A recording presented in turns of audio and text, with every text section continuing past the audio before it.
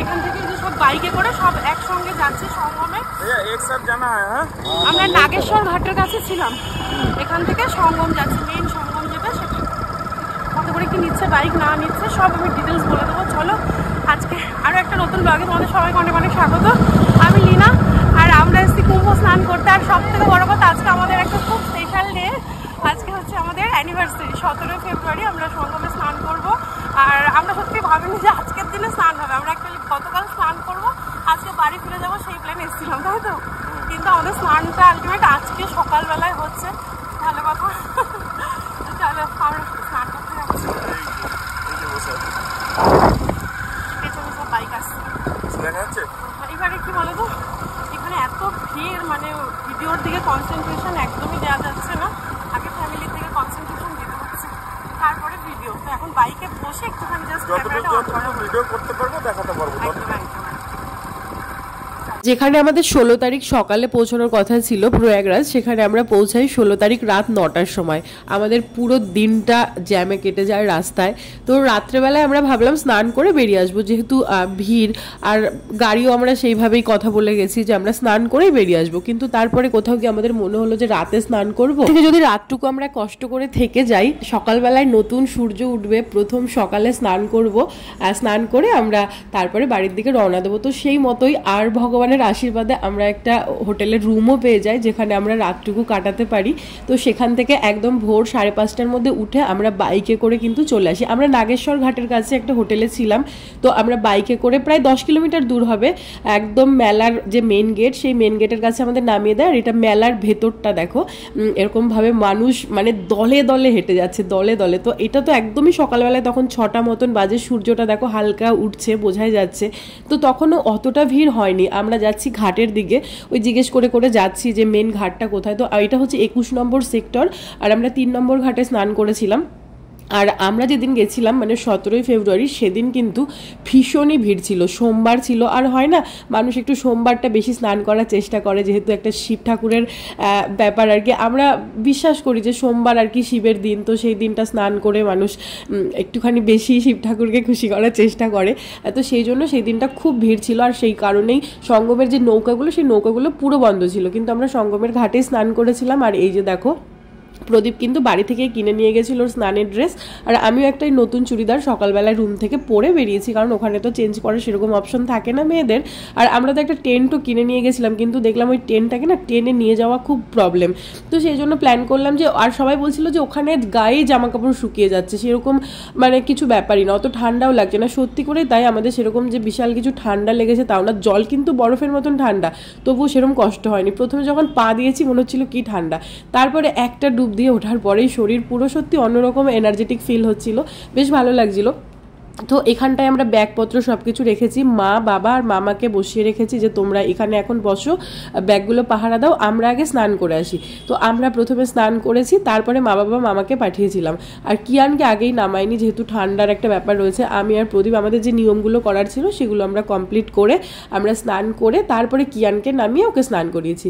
আর ওদিকে দেখো শিউলিরা স্নান করেছে, সুষ্টনীকে কি সুন্দর লাগছে না, ওকে স্নানের জন্য একটা রকম সাদা চুড়িদার পরিয়ে দিয়েছিল, খুব মিষ্টি লাগছিল, ও খুব মজা করে স্নান করেছে। আমাদের স্নান কমপ্লিট হয়ে যাওয়ার পরে ওই যে কিয়ানকে একটু নামিয়েছিলাম, ও স্নান করে নিয়েছে। তারপরে যে বাবা মা আর মামা নামলো। তো এখন আমি আবার একটুখানি ভিডিও করে দিচ্ছি, মানে তুই একটা ছবি টবি তোলা, মানে স্মৃতি যে মহাকুম্ভে এই দিন স্নান করেছে, বা সেই সময় মানে হয় না 15-20 বছর পরে গিয়ে এই ছবিগুলো দেখতে কিন্তু ভালো লাগবে, যে এই সালে মহাকুম্ভ এসেছিল, আমরা সেই মহাকুম্ভে স্নান করেছি, এই যে সেই ছবি, এগুলো দেখতে কিন্তু সত্যিই ভালো লাগবে। তো সবাই একটা দুটো আমরা স্টিল ছবি তুলছিলাম। আর এই যে নদীটার ঠিক ওই পারে দেখো মানুষের সংখ্যা দেখো, বুঝতেই পারছো, গিজ গিজ গিজ গিজ করছে মানুষ। মানে ওই পারটা যমুনা, এই পারটা গঙ্গা, মাঝখানটা আর কি যেটা বলে সঙ্গম। তো আমরা গঙ্গার এই সাইডটা আর কি স্নান করেছিলাম। আর এখানে মামা বাবা মায়ের সবার স্নান করা হয়ে গেছে। তারপরে আমরা গঙ্গা জল যেরকম সবাই নেয় আমরাও নিয়েছি। আর ওই গঙ্গা মাটি নিতে হয় বলে, জল আর মাটি নাকি একসঙ্গে নিতে হয়, শুধু জল নিতে নেই এখানকার। তো আমরা প্রচুর মাটিও নিচ্ছিলাম। স্নান করে দেখো সবাই ফ্রেশ হয়ে নিয়েছে, আমি আর শিউলি শুধু চেঞ্জ করিনি, কারণ আমাদের জামা এমনি গায়ে শুকিয়ে গেছে। এখানে প্রচুর বাথরুম ছিল চেঞ্জ করার জন্য, কিন্তু সেখানে আমরা যাইনি, গায়ে শুকিয়ে গেছে। আর এইদিকে দেখো এখানে সবাই মাথায় তিলক করে নিচ্ছে, আর কি ভাল লাগছিল সবাইকে বলে তিলক করে।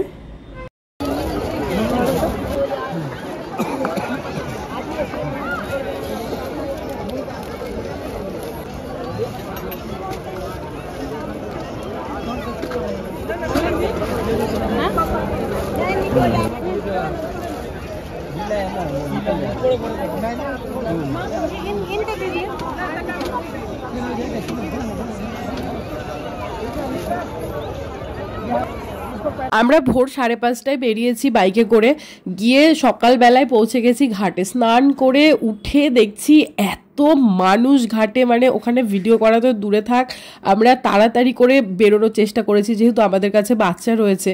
আর তারপরে সবাই সেরকমভাবে আমরা যে একদম প্রচুর হাঁটতে পারি সেরকমও নয়। তো সেই জন্য আমরা মেলার ভেতরে কোথাও ঘুরিনি, আমরা কোনো আখড়ায় ঢুকিনি, কিছুই না। শুধু স্নান করাটা উদ্দেশ্য ছিল, স্নান করেছি, প্রণাম করেছি ভগবানকে যে হ্যাঁ আমরা ধন্য হয়ে গেছি মহাকুম্ভে স্নান করে। মানে ভীষণ খুশি হয়েছি, ভাবতেই পারিনি যে জিনিসটা সেটা হয়েছে, আমরা খুব খুশি হয়েছি। দেখো, পাপ পুণ্য বলে আমি সত্যি কিছু বুঝি না। আমার কাছে পাপ বলতে একটাই জিনিস, সেটা হচ্ছে খারাপ কাজ করা পাপ, ভালো কাজ করা পুণ্য। তো সেই হিসেব নিকেশ তো বোধহয় নিজের জীবনের ভালো থাকা খারাপ থাকা বা অন্য কোনোভাবে হয়। ওই মহাকুম্ভে স্নান করে পাপ ধুয়ে যায়, প্রচুর পুণ্য সঞ্চয় হয়, সেই সব কিছু আমি বিশ্বাস করি না। আমি বিশ্বাস করি পজিটিভিটি। এখানে কোটি কোটি মানুষের সমাগম, যেখানে কোটি কোটি মানুষ একটা পজিটিভ চিন্তা নিয়ে যায় যে এখানে গেলে আমার ভালো হবে, এখানে গেলে আমার প্রচুর কিছু লাভ হবে। তো সেই পজিটিভিটি বা সেই পজিটিভ ভাইবসটা নেয়ার জন্যই আমার মনে হয় সেখানে যাওয়া। সেখানকার জল, সেখানকার মাটি, সব কিছুর মধ্যে সেই পজিটিভ ভাইবসটা মিশে থাকে, আর কিছুই না। যে ওখানে স্নান করে বিশাল কিছু মানে পুণ্য হয়ে যাবে, যা কিছু জীবনে অন্যায় করেছি সব ধুয়ে যাবে, সেটা নয়। সেগুলো আমি জানি না আদৌ কি হয় না হয়। আমাদের ধর্মীয় বিশ্বাস যে আমরা মন্দিরে বা যে পুণ্য তীর্থ যেগুলো আছে সেখানে গেলে আমাদের মনে ভীষণ একটা আলাদা রকমের শক্তি সঞ্চয় হয়। বুঝতে পারলাম না, গঙ্গাটা। আচ্ছা, ওখানে কি শুধুই গঙ্গা ছিল আর কিছু ছিল? এই তিনটে নদী ছিল না? গঙ্গা, যমুনা, ওটা সব মিশে গেছে। গঙ্গা, যমুনা, আরেকটা কি নাম? সরস্বতী। গুড। সুদীপ দা ব্যাগ, সুদীপ দা ব্যাগটা দিয়ে দিলাম।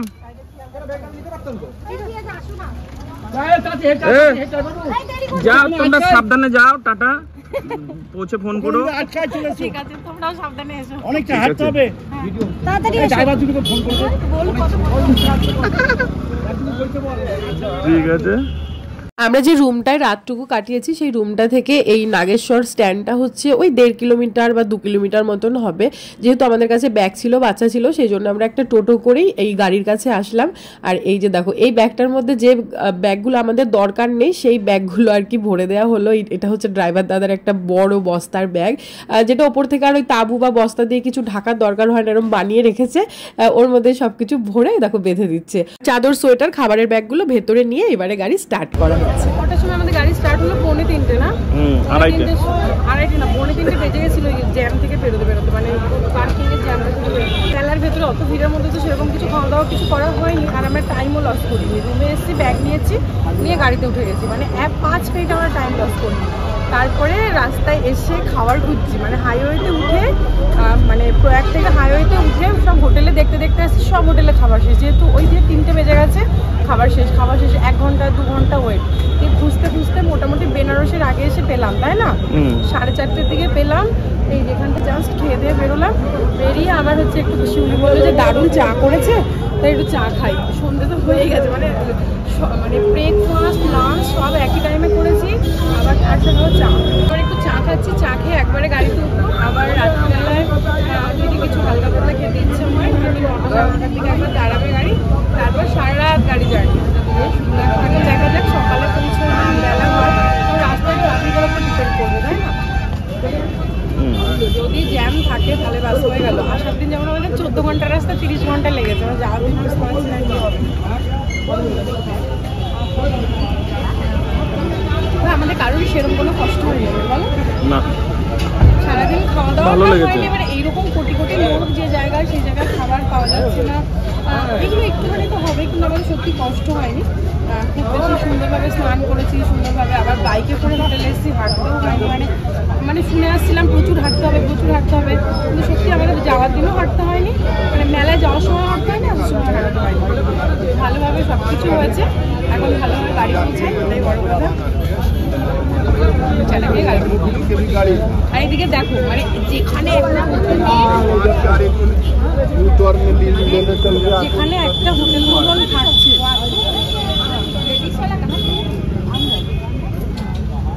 যেখানে একটা ছোটখাটো খাবারের দোকানও থাকছে সেখানে গাড়ি পুরো হুমড়ি খেয়ে পড়ছে। আর একবার দেখো কি অবস্থা।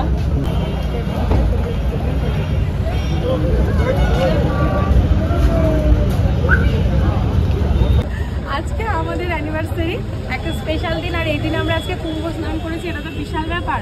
তার সাথে আরও একটা বিশাল ব্যাপার শুনলে অবাক লাগবে তোমাদের, সেটা হচ্ছে আজকে শিউলিদেরও অ্যানিভার্সারি, মানে আমাদের দুজনেরই অ্যানিভার্সারি, ম্যারেজ অ্যানিভার্সারি 17 ফেব্রুয়ারি। তো দুজনেরই অ্যানিভার্সারি, আর মানে ভাবে মানে আমাদের কোনো ধারণা ছিল না যে আজকের দিনে আমরা এখানে স্নান করবো। কালকে আমাদের প্ল্যান ছিল, হ্যাঁ আমাদের কালকে প্ল্যান ছিল আজকে আমরা বাড়ি চলে যাবো রাত্রেবেলা, কি অনেক এমনি নর্মাল কিছু প্ল্যান ছিল, অ্যানিভার্সারি প্ল্যান, তো সেটা আমাদের কুম্ভ স্নান দিয়ে হবে এটা আমরা ভাবিনি। সত্যি সজয় ফোন করছে, সে বিশাল ব্যাপার, সত্যি এটা আমাদের খুব ভালো লাগা। এবার সুদীপদাকে দেখো, সুদীপদার অ্যানিভার্সারি। ও আচ্ছা, তুমি অ্যানিভার্সারি দিয়ে পালন করছো, বুঝতে পেরেছি, ওই ব্যাগটা দেখে বোঝা যাচ্ছে। আমরা লাস্ট অফ অল দুর্গাপুরে এসে একটুখানি ওয়েট করলাম, সবাই বসেছে একটু চাটা। এটা দুর্গাপুর থেকে একটু এগিয়ে এসে আর একটু চাটা খাবো এখন। কালকে আমাদের হচ্ছে 2:45 গাড়ি ছাড়া হলো, আর এখন বাজে হচ্ছে সকাল 10:19। আমরা অনেক তাড়াতাড়ি এসেছি, আসারটা যাওয়ারটা যত লেট হয়েছে আসারটা আবার রাস্তায় 2 ঘন্টা ঘুমিয়েছি ছিল, কিন্তু হচ্ছে আমাদের এই যাওয়ার দিন সেই ঘুরে ঘুরে রাস্তাগুলো দিয়ে গেছি, সেই রাস্তাগুলো তো চেনা ছিল, ওই যে হাইওয়েতে যেখানে জ্যাম সেখান থেকে ভেতর দিক দিয়ে এসেছি, ওই জন্য তাড়াতাড়ি। আমরা আজকে আসার সময় জ্যামে করিনি, তো আর মোটামুটি ঘন্টা খানিকের মতো এখন ঘরে ঢুকে যাবো না। সকালে একবার 8টার দিকে দাঁড়িয়ে চা মুড়ি টুড়ি খাওয়া হয়েছে, তা এখন আবার দাঁড়ালাম একটুখানি চা খাওয়ার জন্য। আচ্ছা একটুখানি ব্রেকফাস্ট করে নিলেও তো হয়। হ্যাঁ করে নাও, কি আছে দেখো, আসুক বেলা হয়ে যাবে। সুস্মিতা আসতে বলো তো, এখানে কিছু খাবারের অর্ডার দিয়ে দেখি থাকে। দাদাও কিছু খাবে, খেয়ে নে। এই যে বদমাইশি বুদ্ধি, খাবি না কিন্তু, এটা খাবি না কিন্তু, খাবি না কিন্তু। খেলা করে হাত দেয়, ও আর ওকে নিয়ে ভেবে বেশি লাভ নেই। এবার কিন্তু মার দেওয়া হবে।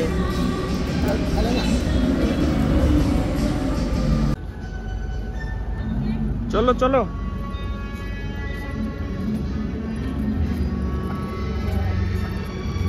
আমরা কিন্তু ভালোভাবে ঘুরলাম, বলো? হ্যাঁ দারুণ, মানে যা খবর, যা মানে সোশ্যাল মিডিয়ায় বা খবরে না ভিড় ছিল, যথেষ্ট ভিড় ছিল, সেরকম কোনো কিছু আমরা ভোগ করতে হয়নি। হ্যাঁ ভিড় ছিল সেটা না, সেটা তো উপরওয়ালার ইচ্ছায় হয়নি। কিছু ভোগ করতে হয়নি, এত ভালোভাবে সুন্দরভাবে যে কুম্ভস্নান হবে আমাদেরও, এটা আমি মানে যাওয়ার আগেও ভাবিনি। সেটা শুধু কে ভেবেছিল? তুমি, মানে আমি সত্যি ভাবিনি বাচ্চা নিয়ে কুম্ভস্নান, এটা মাথাতেও আনি। কিন্তু তারপরে প্রদীপ হট করে বললো যে সবাই যাচ্ছে, চলো না যাই, মানে এটা তো আর পাবো না, মানে ব্যাপারটা ওর মধ্যে ঢুকলো দিয়ে ওর মানে। কিন্তু আমি যখন একবার বলেছি তারপর থেকে কিন্তু আমি কন্টিনিউ সেই এতেই থেকে গেছি। আগেও প্রদীপও যাওয়ার কোনো মানে প্ল্যানও করেনি, মানে ও বলেছিল না হবে না, বাচ্চা নিয়ে আমাদের পক্ষে সম্ভব না, মানে আমাদের কোনো প্ল্যানই ছিল না কুম্ভ যাওয়ার। তো হঠাৎ করে প্ল্যান হলো, হঠাৎ করে যাওয়া হলো, এবং সেটা এত ভালোভাবে হলো এবং ভীষণ ভালো, মানে খুশি হয়ে গেছি। চলো আমি ওদিক দিয়ে যাচ্ছি, এদিকে আসবি। স্নান দান করে মানে বাড়ি ঢুকে ফ্রেশ হয়ে হয় না কিছু কাছাকাছি মা করলো, তারপরে কমলায় সেসব মুছে টুছে দিল, ঘর বাড়ি 2 দিন না থাকলে যেটা হয় তো সেরকম হয়ে থাকে। আর এসে আর রান্নাবান্নার ঝামেলা কিছু করিনি, গাড়িতেই মানে আস্তে আস্তে খাবার অর্ডার করে দিয়েছিলাম এখানে একটা হোম ডেলিভারিতে, জাস্ট খাবার দিয়ে গেল, এখন সবাই মিলে খাবো, রান্নাবান্নার ঝামেলা কিছু রাখিনি। ভেজ থালি আর ফিশ থালি, মানে ফিশ থালি না বোধ হয়, বাবা মামা তারপরে মানে 2 বাবা আর কি, এবারে বাবা আমার বাবা সবার জন্য মাছ করা হচ্ছে, আর আমার মা আর প্রদীপ খাবো ভেজ থালি করা হচ্ছে। এই যে তো আমাদের কুম্ভ জার্নি কিন্তু বেশ ভালোই হয়েছে। ব্লগগুলো তোমাদের কেমন লাগলো অবশ্যই কমেন্টে জানাবে। এখন আমরা দেখি খাবারটা ঢালি, দেখি কেমন এসছে, খাবার কি কি দিয়েছে। ভালোই বানিয়েছে, ভালো গন্ধ বেরিয়েছে, একদম গরম, এটা পুরো রান্না করে দিয়েছে ফ্রেশ। এখন দুটোর মধ্যে মাছ আছে, 4 পিস মাছ ছিল। তাড়াতাড়ি 12 খিদে লাগছে। এগুলো বোধহয় এক একটা থালি, এক একটা প্যাকেটে। না না, তাহলে 7টা আছে। আমাদের সবার জন্য ভেজ থালি অর্ডার করা হয়েছিল আর 4 পিস মাছ অর্ডার করা হয়েছিল, 2 বাবা মামা আর কিয়ানের জন্য। তো আমরা দেখো যে ভাতগুলো বেড়ে নিচ্ছি। আর মেনুতে বেশ ভালো জিনিসই ছিল, ভাত ছিল, তার সঙ্গে ঝুরি আলু ভাজা ছিল, দুধ শুক্তো ছিল, ইঁচড়ের ডালনা ছিল, তার সঙ্গে মুগের ডাল ছিল, আর ওদিকে মাছ আর চাটনি পাঁপড় আর বোধহয় আর কি কি ছিল, এই পান মশলা টসলা। তো যাই হোক, এই ছিল আমাদের আজকের খাবার। ভিডিওটা এখানেই শেষ করছি, টাটা।